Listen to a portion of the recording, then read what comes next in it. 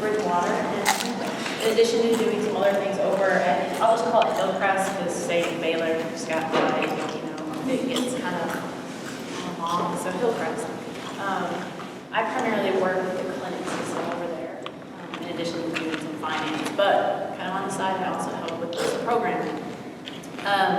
The program itself is composed of, it's kind of a non-traditional internship, and it's more operational based. Hillcrest is not, I mean, I'm sure they will get there, but it's not a research institution, so you're not looking at doing bench research for this internship. More than likely, each department that we have, and I can't even tell you all the time the departments that we have for sure, because everyone kind of tells me last minute if they're participating. So far it looks like we have the emergency department, we have an internal medicine senior center, ENT urology, the NICU, I think cath lab, cardiology, cardiac rehab might do one. The cancer center, I'm still waiting to hear back if some of the doctors, they just had to do some extra recruitment, so I'm not sure if they're going to take any. We have, with the primary care clinic, that's probably as clinical research as you get. They do what do you call it, population studies and try to get grants. And then pediatrics, we have a main site and another site that's going to do some, and family practice. And so it kind of varies each summer what the projects are. You're usually paired with, I guess you call them a mentor, and the mentor a lot of the times is going to be someone who probably graduated from here with their MBA in healthcare administration, or someone who has a master's in nursing.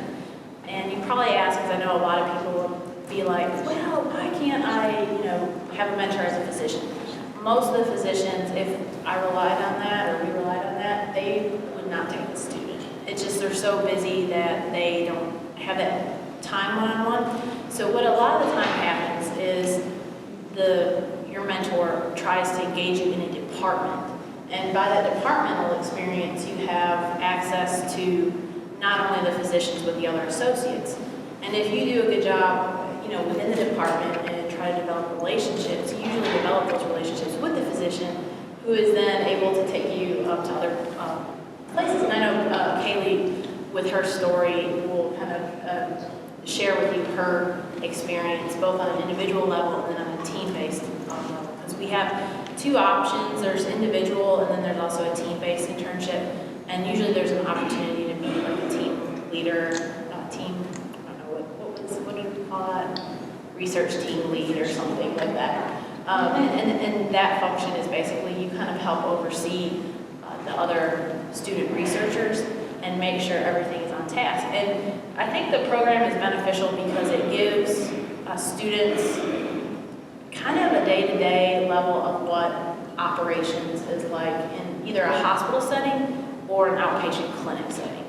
And what I've seen kind of over the past, I think we've done this maybe 4 years now, for the past 4 years, you see students either say, yes, this is really what I want to do, or this is not what I want to, spend the rest of my life doing.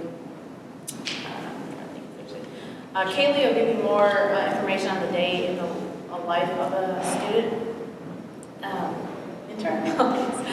And the projects vary. So what is a typical project? It varies by department.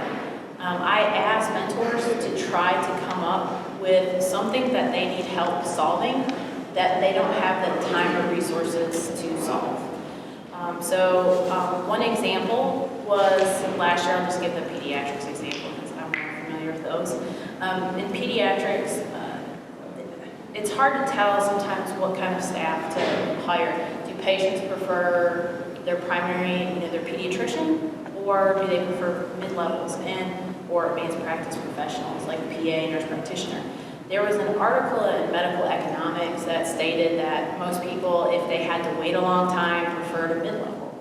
And so what I asked the group to do was, okay, you all try to determine whether this patient empanelment prefers to see, a nurse practitioner, or would they rather see a primary doctor? And kind of like prove, my hypothesis was that they actually prefer their primary because it's peds, their children, etc. And in family practice, it probably varies. I think most people, probably y'all don't care. you see your primary or not. You just want to get better. So, but in this case, they preferred the primary. So that helps when you know, decisions like, do you want to hire another pediatrician or do you want to hire another nurse practitioner? And I think also one thing, I think the group that I saw got out of it, I try not to make a generalization, but a lot of physicians who I have worked with, and I've worked with probably at least 40 or more, I kind of see that they have a tendency to lack basic teamwork skills.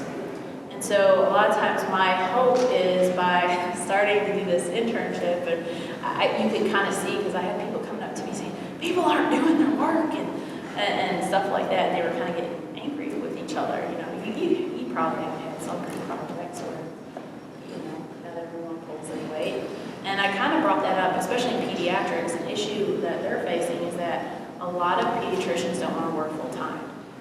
So you have a lot of people who are part-time, and so the full-time has to pull the weight for the part-time. And so I said, now, and all these people want to be pediatricians. So I said, as you go forward, remember that this is the same problem really you're going to face in the future, because this person wants to be a full-time pediatrician. And so, like, you're going to have to pull. So anyway, that was kind of a life lesson that I hope people get out of it. But the other thing, one of the important things that I want to get some one of the things that you really need to succeed in this internship is initiative. Because most of your mentors are very, very busy.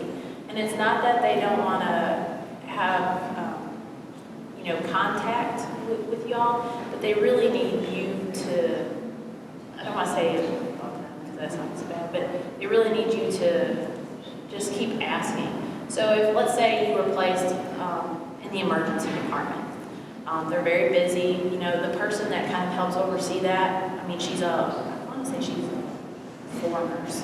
So, you know, she's actually working her shift, and this is kind of in addition to what she normally does. So you just basically need to ask, you know, is there anything I can help you with? Is there anything, you know, you have to be the person that does it. They may not necessarily create the project for you, but by being around, sometimes you can see where the need is. I know Kaylee can speak to, again, kind of being around and help the physician with their maintenance of certification for their boards. So, you know, sometimes you just kind of find those needs and meet them. Do y'all have any questions about, because I know I was only supposed to talk 5 minutes, so any questions?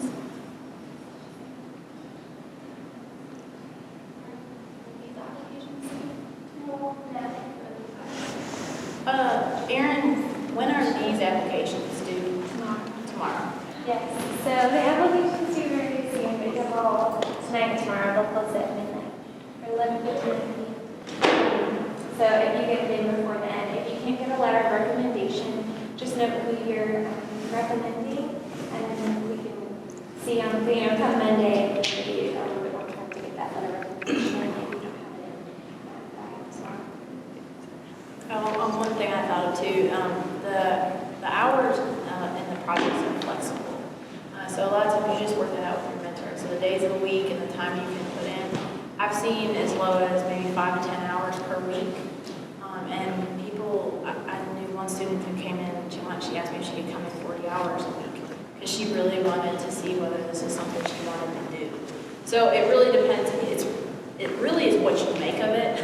So that's probably the advice I would give you. It's what you make of it. And you can really, I will say this, most of the mentors are people who really have enjoyed working with students and they have a heart for it. So I would take advantage of, you know, their expertise and wisdom. And also if you're in certain departments, I really would also recommend kind of, I don't want to say interviewing all levels of staff. Because that's another thing sometimes I see missing, especially, you know, physician and staff interaction. And y'all are aspiring physicians. It really is good if you know how to have a relational level with, you know, nurses and front desk and X-ray and lab, and it basically just people skills. So that's another hope that I have is I sometimes have seen the lack of people skills.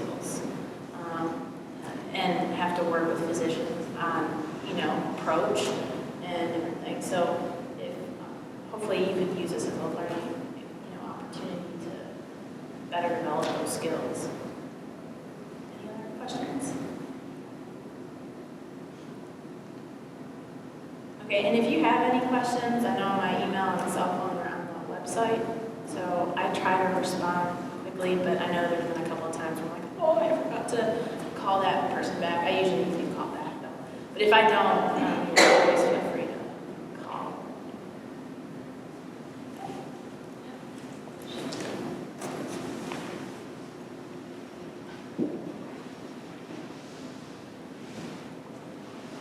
Hi everyone, thanks so much for being here this afternoon. I'm Mallory Myers. I'm a VP for BURST, which is Baylor Undergraduate Research in Science and Technology. If you don't know much about BURST, our mission is to educate students about the importance of research at the undergraduate level and to empower students to pursue research opportunities. We try to get them to become competent consumers of research articles and to equip them with the skills to be competitive for research internships. We also publish the only undergraduate research journal at Baylor. It's called Scientia, and it just gives students the opportunity to showcase the research that they're doing or abstracts if they're currently undergoing a project. So if you're interested in doing research as an undergrad, the Baylor Pre-Health Office has been working really hard to connect you with summer research internships like this one, which is the Baylor Scott and White Health Hillcrest Clinical Research Internship Program. And there's also the CMO internship and the SWIRP internship, and all of those are due tomorrow, so if you haven't turned in your application, I highly encourage you to do so. And now we are honored. Oh, did you want to play the video now? Or? Okay, we're honored to have Ms. Joni Watson with us, and she's going to tell us more about the Baylor Scott and White Health Hillcrest internship. Joni Watson is a certified oncology registered nurse and the director of the Baylor Scott and White Cancer Center in Waco, Texas. Joni received her undergraduate nursing degree at the University of Texas at Arlington and her master's in nursing, as well as her master's in business administration from the University of Texas at Tyler. Joni has served patients and nurses at the acute care bedside as a statewide director of a Texas Nurses Association nonprofit education program and in management and leadership of highly functioning teams. She and her family relocated to Waco a year and a half ago to open the Waco Cancer Center, and she oversees all ambulatory, radiation, medical, and supportive oncology services in the Waco region. Joni is an advocate for professional uses of social media and blogs regularly for the Oncology Nursing Society, as well as her own site, Nursetopia. So everyone give a warm welcome to Ms. Joni Watson. Thanks so much. Is it okay if I just have a seat and chat with you? So it is Friday, like 4:15, and y'all are here listening to me. That is pretty incredible. So thanks for giving me some of your time. It's an honor to be invited. So that was a great introduction. Thank you so much, Mallory. I appreciate it. I know that many of you are pre-med students, but might have some other pre-allied health students in the room. So feel free to interrupt me at any time. This was actually my first time meeting Sharice. We actually work in the same healthcare system, and it's our first time meeting. So I always think that's fascinating. The Cancer Center will be a site for the internship program. Our doctors are literally arguing over which one of them will have an intern. So I hope that you apply. The Baylor Scott and White Cancer Center has been open since November 2013. My family and I relocated from Austin to Waco for that opportunity. And people were like, what in the world are you doing? Why are you moving from Austin to Waco? I have found that Waco is such an amazing town, and I feel like Baylor makes Waco all the more richer. And I will say that we're fortunate to have really great quality care here in Waco. and really amazing healthcare leaders. So I hope that you make the most of your opportunity, of your time while you're here in Waco, because part of the reason why I moved to Waco from Austin was because of the leadership that was here. We have incredible healthcare leaders in our town. And so do whatever you can to get next to them, to soak up learning from them, because I assure you, once you leave Waco, you're going to want to come back and learn from them. They're that great. So a little bit about the Cancer Center. We opened November 2013, and we have medical oncology, radiation oncology, and supportive oncology all in the same building.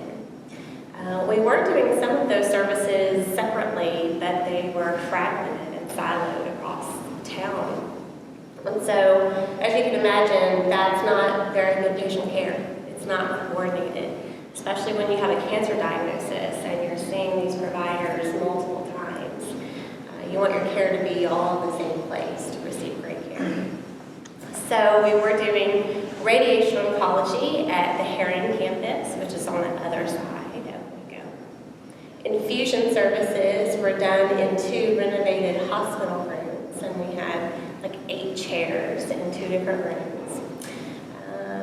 Medical oncology clinic was done in a medical office building, and so the med-oncs literally had to walk across a parking lot and 2 buildings to go see patients in the infusion room. They wouldn't dare pick a vehicle, go across town to see a patient in Rad-Onc clinic. And we had no supportive oncology services at all. So supportive oncology services include disciplines like social work, nurse navigation, nutrition services, financial navigation, pastoral care. So they are, in my opinion, one of the less thought about services in cancer care when it comes to, I guess, medical care, when you're talking about comprehensive care for a patient. But those are really the services that round out a patient's care. If a patient can't get to their appointment, then who cares about the medical care? If they don't have the money to pay for their medicine, why see a doctor? So you need all of those disciplines and all of those support services to really take care of the patient. So we really didn't have any supportive care services for patients before we opened the Cancer Center. When we opened the Cancer Center in November 2013, we brought all of our services together under one roof and began supportive oncology services. So we had team members who had, quote unquote, worked together, but who had never really worked together alongside one another. People who had only, sort of like Sharice and I, had talked to each other on the phone every day, but have never met face to face. That's crazy when you're talking about community cancer care. You want those people to know each other and to communicate really well. So all the services now exist under the same roof. We have 12 exam rooms that are shared by medical oncology and radiation oncology. We have a linear accelerator for modulated radiation therapy. We have high-dose radiation. So we have 2 Rad-Onc vaults. We have a full supportive care team. We have a chapel in the building, which is actually funded by the Robbins family. That's their name everywhere on this campus, too. We have 21 infusion chairs, and we do both chemotherapy and non-chemotherapy services. So there are chemotherapeutic and biologic agents that are used for other indications like Crohn's disease or rheumatoid arthritis. We do migraine headache rescue with a drug called DHE. So really any patient who's non-infectious and needs an infusion service, we provide that through our infusion room. And let's see, what else? And we increased our capacity for physicians. So before we had 1 medical oncologist and 1 radiation oncologist, and now we have 2 in both areas, recruiting for a 3rd med-onc. We're an accredited program through the American College of Surgeons Commission on Cancer, so that means that we do a lot of high-quality programs and studies each year. We have volunteers all throughout our building, and Baylor students are regulars throughout our building. So if you ever want to volunteer, don't hesitate to reach out to me or get in touch with someone so that we can get you connected to be a volunteer. And that volunteer service looks like a whole lot of different things. You could help at the front desk or in the infusion room. I'm always looking for students to help with administrative projects. We're actually adding a clinical trials research coordinator to our team this year. That will help us to bring clinical trials to Waco. And that's a really important piece to community cancer care. We want our patients to have access to clinical trials because clinical trials are, according to our national guidelines, should always be a first option for patients in their care. And so we want to make sure that patients have access to the best for their care to improve their outcomes. So we'll add a research coordinator this year to increase the number of clinical trials. And there'll be opportunities for sure to volunteer with research. Definitely to increase enrollment, to accrue people to clinical trials. We are working with Dr. Gary Elkins in the Baylor Mind-Body Medicine Lab right now to do a study on hypnosis and how it impacts breast cancer patients and their perception of their own sexuality. We're also doing a pilot feasibility study with them focused on music therapy services. So we have a music therapist as part of our integrative team in the Cancer Center. She's our first integrative team member. We're happy to have her through a grant through Livestrong. So we're doing a feasibility pilot study with them to focus on how music therapy reduces pain levels and anxiety levels in patients. We'll be applying for an NCI grant once we complete the feasibility study. So our research opportunities are definitely growing. I think that our research program mirrors the stage of the Cancer Center. We are in our infancy as a comprehensive team, and we're definitely growing and pushing forward. The same holds true with research opportunities.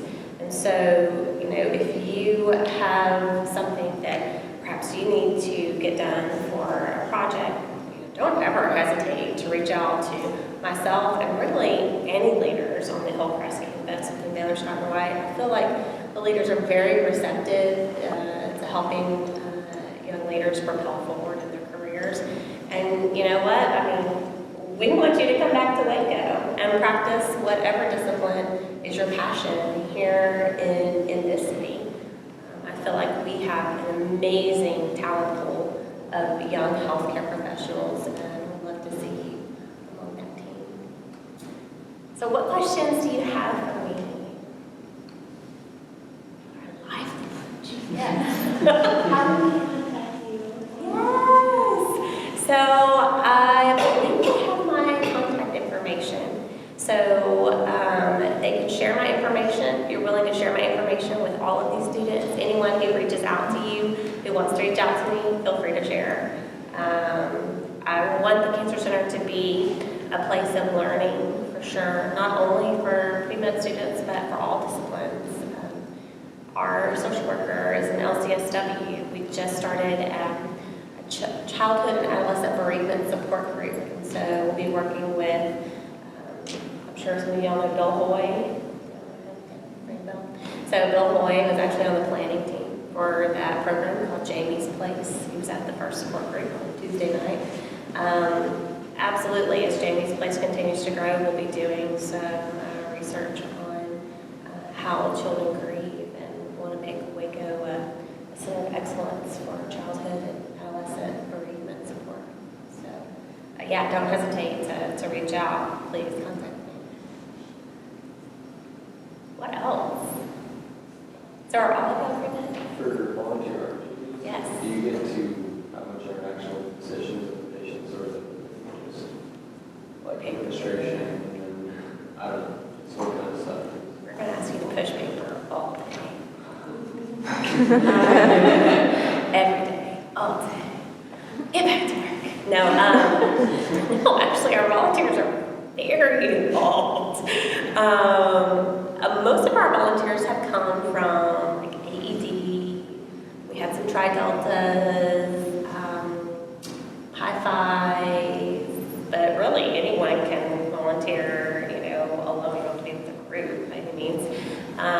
we put you through the volunteer office. We want to make sure you have your immunizations and get you a badge. A lot of people volunteer in our infusion room. We have 21 chairs that overlook a healing garden that really blocks out Interstate 35. But it's beautiful. So beautiful and serene. Patients are in the infusion room for various reasons. Some of them have cancer, some of them don't. Like I said, they might have a migraine, they might have Crohn's disease, rheumatoid arthritis, whatever.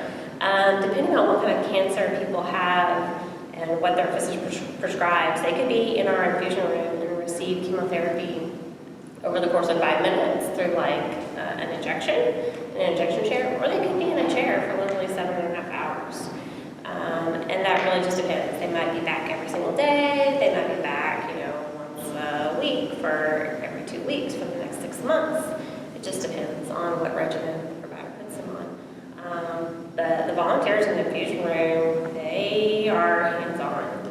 They're getting blankets for patients, they're getting them snacks, they're sitting down and talking with them. If we need a social worker, we might ask the volunteers, social worker's not answering their phone, where are they? Can you go find Michelle? Or, helping the music therapist by getting some instruments and bringing them down to the infusion room. It really is broad and it's pretty one-on-one. Our pharmacy is right beside our infusion room, so it's really easy to poke your head to the pharmacy and talk to the pharmacist in the tech and watch them mix chemo, and there's all sorts of opportunities for sure. Now the internship program with what Sharice was just talking about, that is much more in depth with physicians, and so from our perspective, we'll probably have a student, and depending on which physician wins out, about 4 to 5 hours a week, one-on-one with that physician, shadowing the physician. I really love Sharice's idea of encouraging you to shadow and spend time with other team members. Absolutely do that. The physician is wonderful, and that's important. I can testify as a nurse, no one wants a physician who can't communicate with others. No one wants a physician who yells at people or doesn't know how to have a softer side to talk with a social worker. There are really some nuanced things. So, a great piece of advice, work on your communication, work with other disciplines, train with other disciplines, because healthcare is only becoming more interdisciplinary. In the cancer center, the physician walks into a room, the nurse goes with them, a social worker goes with them, probably a financial navigator goes with that physician too. Everyone's a team. When that physician comes out, when the physician has questions, the physician's picking up the phone and calling a coding specialist to say, hey, I want to make sure I code this appropriately, help me get my evaluation management levels correct. You know what, I'm not saying this. Oh, you know what, the EMR is not working, let me call IT. Yeah, physician's doing that too, probably because a nurse is helping triage or setting up his 3 other rooms. He's, talking to the medical assistant if she's taking the patient out to say, hey, make sure the patient gets a referral with nutrition services, and then following up with a dietitian to say, I want him on a 2-cal tube feed. Stepping across the hallway, talking to the rad-onc nurse to say, hey, please ask, Dr. Wynn to bump up an appointment. So, and that is common. And it's one of the best things about healthcare, I must say, to see the diversity of patient care and the specialization, because you as a physician are not going to be able to take care of the whole patient by yourself. It takes a team. It takes everyone taking care of that patient. And so you really need to work with other disciplines to understand what they do and how to refer to them and how to best utilize them. Chaplain is a great example. I went through about 7 years of nursing without ever really working with a chaplain. I thought I would call a chaplain, at the end of someone's life. And then I got to a point in my career where I actually managed a chaplain on my team. I thought, oh my God, done my patients a disservice because I didn't really understand what you did and how you could help our patients. And you only really get that experience by working alongside those professionals. I went to a rabbit trail there. Yes, ma'am. To volunteer, is there like an application process and a wait list involved? There's not a wait list that I know of. There is an application process. And so, again, if you'll just email me or call me, I'll forward your email on to Allie Walker, who's the head of our volunteer services. You go through like a small orientation. It's like, I think it's like a couple hours. But we want to make sure that you've had like a flu shot and you've had a TB test. You know, basic things. Our patients are immunocompromised, so we really don't want them to get sick from you. We want to try to keep them well. And then it kind of goes over just, you know, basic things because you are around protected health information, so, you know, it's confidential. You sign agreements that, you know, you won't share what you hear or see in the infusion room because, you know, we're a community cancer center. You're going to know some of the people in our building because this is a community, and that's the great thing. Community is really important in healthcare. So you'll probably see people, you know, in the grocery store or, you know, in a bar or wherever. And then once you go through that process, you'll get a badge, and she'll shoot me an email and say, hey, Jane's going to show up on Monday at so-and-so, and I'll have a little welcome note for you.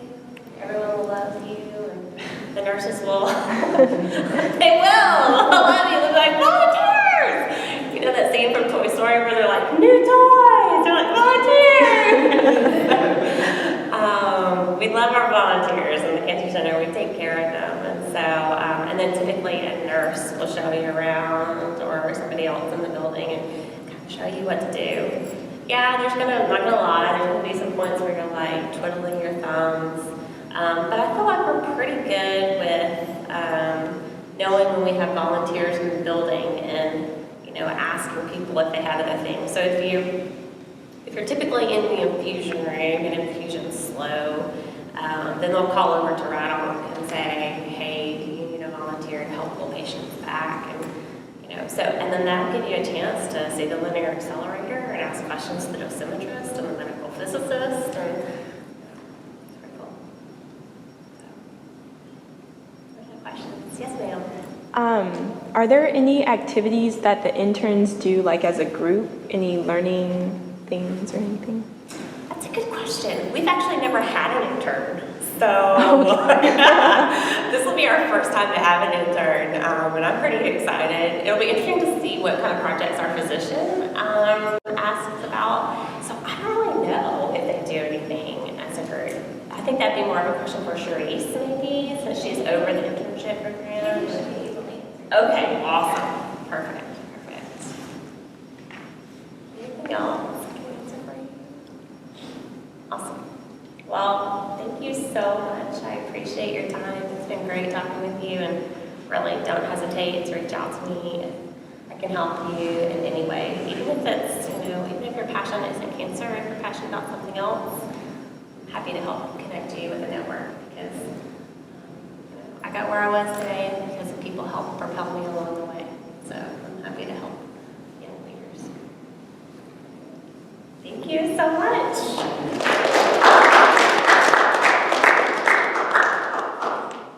Okay, I'm going to share a little bit about the pediatric internship that I did. My name is Kaylee Stiles, if you don't know me, and I'm a junior biology student.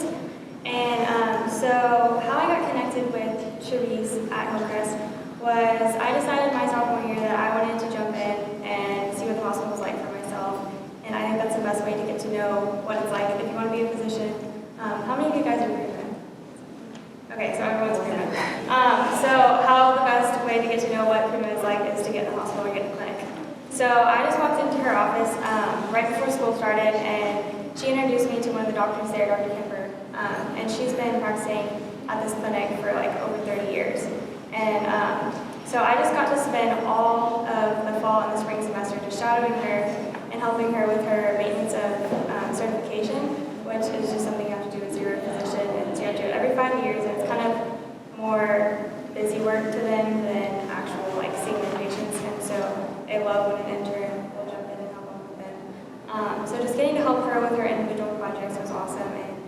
getting to just go in and shadow. It actually ended up being one of my favorite parts of my week because I was in pediatrics and that's what I want to do is pediatrics. So it was just like one of those glances of this is what my future could be like. And so it's cool if you want to go into emergency department or whatever you think you might have an interest in. I encourage you to apply for that first. I think you get to rate them on the application, right? The different departments. So really, like, take that in consideration, like what you want to try out. And if you do it, like some kids did it last year in pediatrics and they figured out that wasn't for them, like that's okay too. So just really see what you're interested in and jump into that. But so I got to shadow for 2 semesters and then the summer came along and they needed someone to do the team leader group project. And so in the pediatrics, they actually do a group project, and in other, like the emergency department, it's more individual work. So if you're interested in doing a group project, really jump into the pediatrics. But what we did is there was a team of 6 of us, and we answered the questions, are patients open to an increasing utilization of mid-levels in healthcare? And by mid-levels, I mean PAs, nurse practitioners, etc. And so what we did is we actually collected 860 surveys over a span of 2 months. And what we got to do is we went in and so the nurse will call the patient back and then go and room the patient and take their vitals. And then after they're done, then the physician will come in and actually see the patient. But there's kind of that gap between when the nurse comes in and the doctor comes in. And so we actually got to go in to see the patient one-on-one, and that's when we got to administer the surveys. So the cool thing about this internship is you actually do get one-on-one patient interaction, which in other internships, that's very rare for a pre-med to get. And so that was just really cool. And a lot of times in pediatrics, if there's a young child, they come in for multiple visits, their 2-week visit, their month visit, their 6-month visit. And so you get to see the same faces and kind of get to build that relationship too. So that was really cool. And Sharice kind of talked about how she gave us an article, and they said that most people would prefer to see the mid-level, but we predicted the same as Sharice that we thought the PCP, or they would want to see their primary care physician. And so after we collected all of our data, we did this big presentation, and which is also another cool part of the internship, because at the end you get to present, and Dr. Sanker might come, or like Sharice and Aaron Stewart are there, and the people you worked with all semester there too. So it's just that cool experience, like you get to show them what you did all summer. And it's also, I mean, it's not very nerve-wracking, but it's kind of like that big thing that you just get practice on, talking in front of people and interviewing in front of them. And they'll ask you questions, and so it's just good practice for medicine in med school. And so we actually found out that most prefer to see their primary care physician due to the guardian's preference of carrying on consistency of care. And so we found out that in a pediatric setting, that the guardians were most likely to wait and see their primary care physician, because a kid is not going to want to go in and see random people every time, but they love the familiar faces. So that was pretty much our gist of the project. And one of the big, I guess Sharice attested on a lot of the advice, so I'm just going to kind of go into what I guess my personal advice for you guys. But you really get to learn to work as a team. And she told me that a lot of times in life, 10% of the people will end up doing 90% of the work. I'm sure you've done group projects, I'm sure you've had experience with that. But unfortunately, that was the case a lot of the time this summer. And so just getting to work through that and having to deal with that at a professional level was just a cool skill to learn and how to deal with it. And also, like, I would just encourage you to get the most out of this internship. Whenever you're there, be fully present and don't bring your organic chemistry homework that you have to study for and sit in the corner and count that as being there. That may sound crazy, but like that has happened. And so like when you're there, like be ready to just be fully there and ask questions. And my biggest advice would be also to get to know the nursing staff and get to know the office staff. Don't just go in and, oh, I want to meet the physician, oh, I want to get to know the physician. That is an important relationship, and that's like a privilege to build that relationship. But also, like the nursing staff and the office staff, they have a lot more free time than the physicians do, and they're also very willing to teach you things. And I know a lot of the things I learned is whether that be life lessons or how this works or how a strep test works or how the lab works. I learned just by simply asking the nurses or the nursing staff questions. And just also go in with like a humble and flexible attitude. Don't go in having this expectation to only, like I said, only talk to the physician. go in and be willing to learn, and if they call you over to something like, hey, do you want to learn about this, then take advantage of it.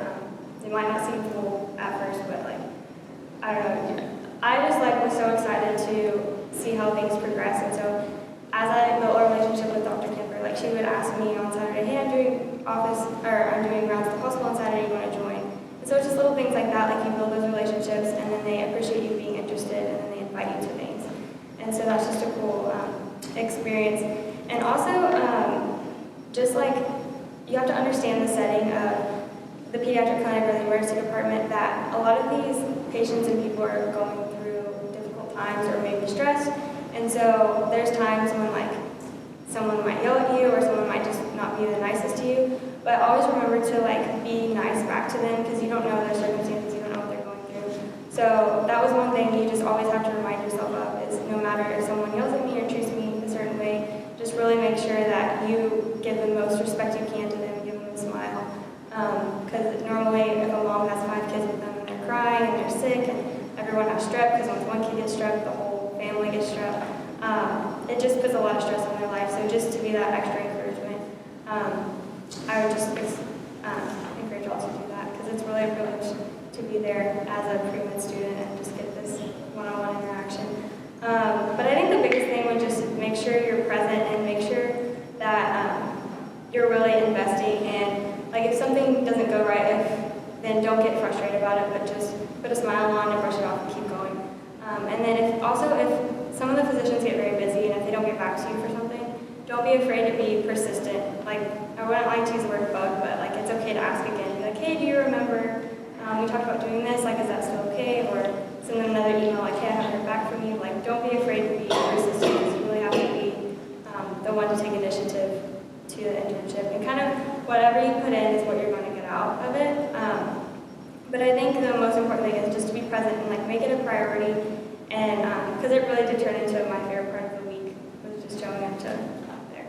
But, do you guys have any questions? I love that. I want to brag on Kaylee a little bit.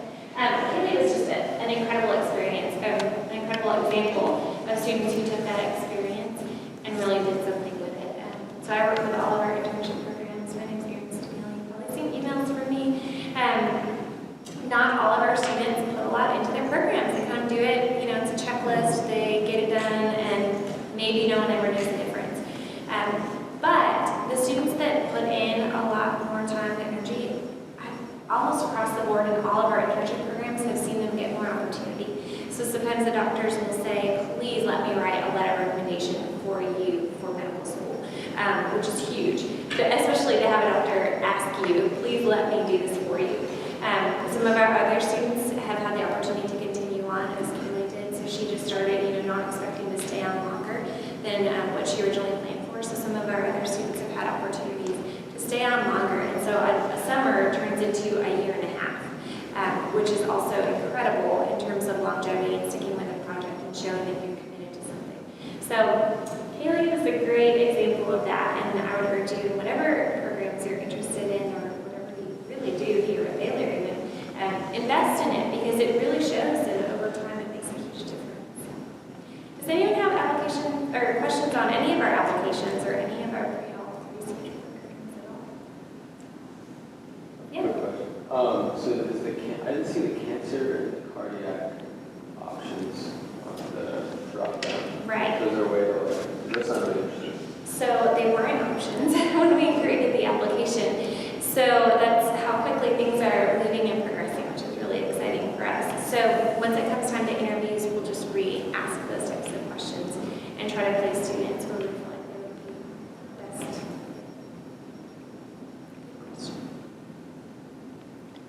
I have one thing to add. Talking about just like continuing on those relationships.